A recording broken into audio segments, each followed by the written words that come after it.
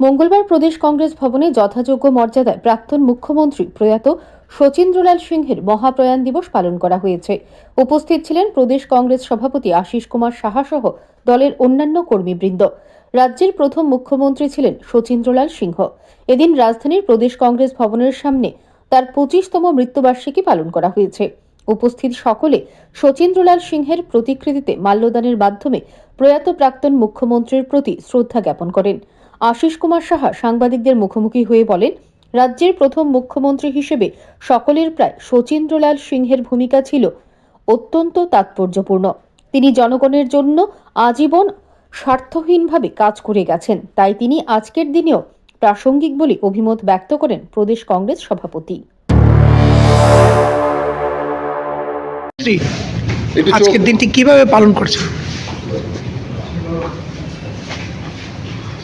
প্রয়াত রাজ্যের প্রথম মুখ্যমন্ত্রী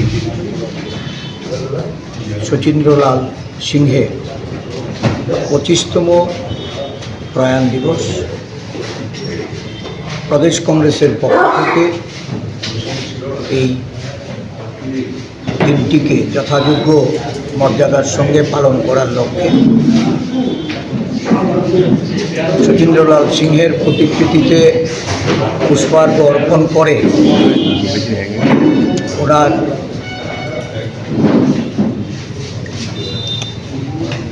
আত্মার সদ্গতি কামনা করে আমরা 1 মিনিট নীরবতা পালন করি এবং পরিজনদের প্রতি ওনার অগণিত শুভাকাঙ্ক্ষী